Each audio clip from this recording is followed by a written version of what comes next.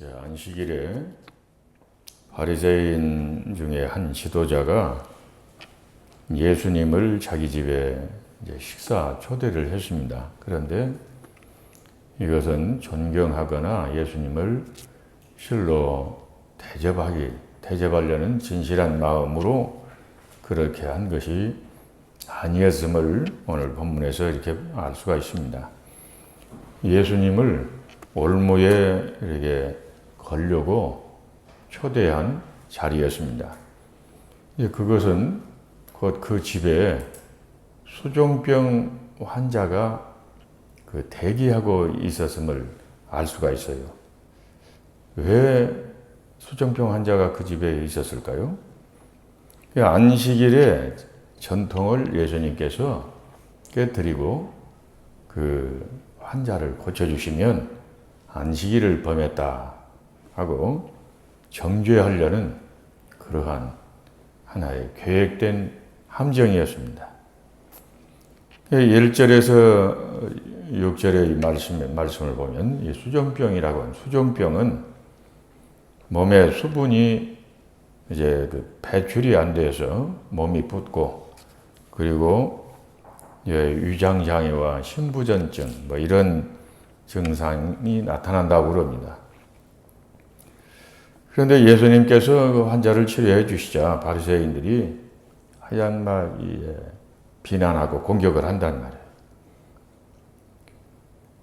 말이에요. 이 비난하고 공격하는 그 바리새인들을 향해서 만약에 가축이 안식일에 빠졌다, 함정에 빠졌다, 그러면 그걸 가만히 놔두겠느냐, 이런 말씀을 물어보신단 말이에요. 그러므로 이 바리새인들이 겉으로는 외형상 믿음을 철저하게 믿음의 생활을 해가는 것 같지만 그들의 완전히 생각이 비뚤어져 있고 잘못되어 있음을 예수님께서 지적하십니다. 사람의 그 가치를 마치 가축만 또 못하게 생각하는, 그리고 건강을 잃은 사람들, 가난한 사람들, 이런 사람들을 가축만 또 못하게 생각했던 바리새인들이었음을 알 수가 있단 말이에요. 그래서 예수님께서 가축이 만약에 우물에 빠졌다든가 이러면 그걸 꺼내지 않겠느냐, 이런 말씀을 하신단 말이에요. 그러자 이 바리새인들이 예수님의 이 질문에 대답을 하지 못하고 말문이 막혀버린단 말이에요. 본질, 소중한 것, 이것이 무엇인가를 우리가 늘 기억을 하고 하나님 앞에서 믿음의 생활을 해갈 때도 역시 그렇습니다. 그리고 예수님께서 7절에서 11절의 말씀을 또 말씀하시는데, 누구나 사람은 상석, 높은 자리를 좋아하고 대접받기를 좋아합니다. 그래서 자기의 존재감을 높이려고 사람들은 노력한단 말이에요. 그게 뭡니까? 자꾸 자랑을 한단 말이에요. 자기 자랑. 나 이런 사람이다 하고. 예수님은 말씀하시기를 자기를 높이는 자는 낮아지고 자기를 낮추는 자는 높아지리라 라고 말씀을 하십니다. 스스로 낮추고 겸손하면 하나님께서 높여주십니다. 예수님은 겸손하신 주님이셨어요. 마태복음 11장 28절에서 29절에 수고하고 무거운 짐진 자들아 다 내게로 오라. 내가 너희를 쉬게 하리라. 나는 마음이 온유하고 겸손하니 나의 멍에를 메고 내게 배우라. 그리하면 너희 마음이 쉼을 얻으리라 라고 말씀을 하셨습니다. 높아지고 대접받고 싶은데 사람들이 그렇게 해주지 않으면 아주 불쾌하게 생각을 하고, 그리고 무시당한 듯하고 또 인정받지 못한 느낌이 들고, 알아주지 않으면 저희 분노하는, 마음이 부글부글 끓는 그런 사람들이 있단 말이에요. 그럴 때 마음이 얼마나 피곤하고 그 정신적인 에너지가 손실이 되냐는 말이에요. 마음이 복잡해지죠. 스스로 지쳐버린단 말이에요. 예수님은 내게로 와서 나의 온유와 겸손을 배우라 라고 말씀을 하십니다. 그러면 너희 마음이 쉼을 얻으리라. 쉼이라고 하는 건 이건 평화, 평안, 그리고 안식이란 말이에요. 하나님은 주의보다 겸손과 섬김을 소중히 여기십니다.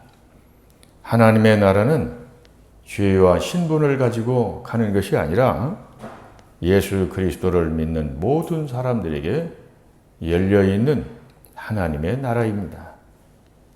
주의와 신분에 차별이 없단 말이에요. 하나님의 나라는 겸손한 사람이 들어갑니다. 겸손하면 마음이 편안해집니다. 많은 사람들이 자기를 높이려고 수고하고 애쓰고 그런단 말이에요. 이거는 자기의 비전을 성취하는 것과 다른 의미입니다. 대접받고 싶어하고 섬김을 받고 싶어하고 이런단 말이에요. 우리는 겸손하기를 기도해야 되겠습니다. 그리고 12절에서 14절의 말씀은 이제 이어서 예수님께서 대가를 바라지 않는, 보상을 바라지 않는 그러한 친절과 섬김과 사랑을 베푸르라 라고 말씀하십니다. 이 사람들이 다른 사람에게 잘 해줘 놓고 나중에 뭐라고 하느냐면 내가 저에게 얼마나 잘해줬는데 지가 나에게 그럴 수가 있어? 이렇게 생각하는 사람들이 많단 말이에요. 그래가지고 아주 서운하게 생각하고 마음에 또 상처도 되고 그것이. 그런데 예수님은 가난한 자, 병든 자, 불편한 그러한 사람들을 오히려 대접하고 부자나 친척이나 갚을 수 있는 그러한 보상해 줄 수 있는 사람들을 대접하라고 하지 않았단 말이에요. 오히려 갚을 수 없는 사람을 대접하고 그런 사람들에게 잘해줘라 라고 말씀을 하십니다. 누가복음 7장 41절에 500데나리온과 50데나리온 빚진 사람 비유로 예수님께서 말씀하십니다. 우리는 곧 하나님의 큰 사랑을 입은 그러한 사람들이란 말이에요. 하나님의 큰 사랑을 입은 그러한 사람으로서 다른 사람에게 우리는 이제 섬김과 친절과 겸손으로 대하는 것, 이게 곧 사랑인 줄로 압니다. 그럴 때에 하나님의 나라에 상급이 있단 말이에요. 물이 낮은 곳으로 흘러갑니다. 이게 순리예요. 힘들지 않단 말이에요. 그러나 물을 거꾸로 올리려고 하면 그만큼 많은 에너지가 거기에 필요하단 말이에요. 이와 같이 하나님의 은혜는 낮은 마음, 낮은 곳으로 임하시고 낮은 곳으로 흘러간단 말이에요. 여러 사람 앞에서 자기를 나타내려고 하면 이것이 곧 교만이란 말이에요. 교만한 사람은 자기 의견을 자꾸 주장을 많이 합니다. 그러므로 인해서 나 이런 사람이야. 나를 무시하지 마. 이러면서 자기 존재감을 자꾸 높이려고 할 때에 어떤 일이 일어납니까? 그 공동체의 평화가 깨지게 된단 말이에요. 그러나 겸손한 사람은 다른 사람이 말하는 것을 잘 듣는단 말이에요. 이게 경청이라고 하는 것이에요. 겸손한 사람들이 모이는 곳에는 평화가 이루어집니다. 그러나 교만한 사람들이 모이는 곳에는 정죄하고 싸우고 평화가 깨져버립니다.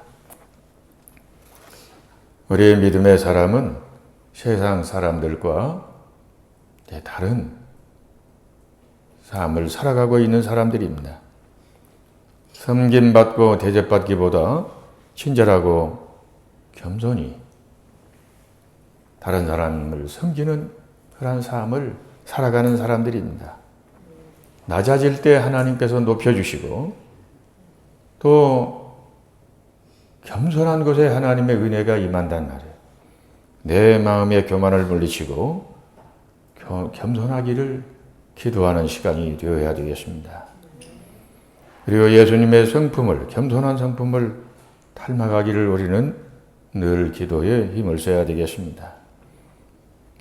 예수님은 빌립보서 2장 5절 이하의 말씀에 이렇게 말씀하라고 있어요. 예수님의 성품을 그는 근본 하나님의 본체시나 동등됨을 취할 것으로 여기지 아니하시고 종의 모습, 인간의 모습으로 이 땅에 오셔서 십자가에 죽으시기까지 복종하셨느니라 라고 말씀을 하고 있습니다. 그러면서 그렇게 하셨을 때 곧 예수님이 부활 승천하시고 그리고 하나님 보좌 우편에 앉으셨는데 그 예수 그리스도 이름 앞에 모든 만물이 다 복종하도록 하셨다고 성경은 말씀을 하고 있습니다. 빌립보서 2장 5절에 말씀을 하기를 너희 안에 이 마음을 품으라.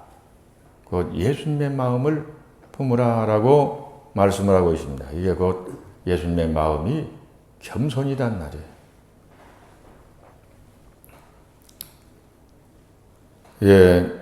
예수님께서 이 땅에 인간의 모습으로 오셔서 십자가에 죽으시기까지 복종하시고 희생하시면서 우리의 모든 죄를 속량하시고 그리고 우리를 구원해 주셨습니다. 우리는 그 예수 그리스도의 성품을 십자가를 볼 때마다 생각하면서 살아가야 되겠습니다. 기도하겠습니다. 하나님 아버지, 지난밤도 저희들을 주님의 은혜 가운데서 사랑의 품 안에 품으시고 저희들의 건강을 지켜주시고 또한 오늘 주님 주 안에서 하루의 일과를 시작할 수 있는 은혜를 주심을 감사합니다. 주님, 주님의 은혜는 이제 물처럼 낮은 마음, 겸손한 마음에 임합니다. 교만을 내어버리고 남을 비판하기보다 긍휼히 여기는 그러한 마음을 품고 겸손한 마음으로 살아가는 저희들이 되기를 원합니다. 주님, 조건 없는 친절을 베풀게 하옵소서. 우리를 향한 무한한 사랑으로 십자가에서 죽으신 그 예수 그리스도를 늘 마음속에 기억하고 예수님의 성품을 닮아가기를 힘쓰는 저희들 되게 하옵소서. 예수님의 이름으로 기도드리옵나이다. 아멘.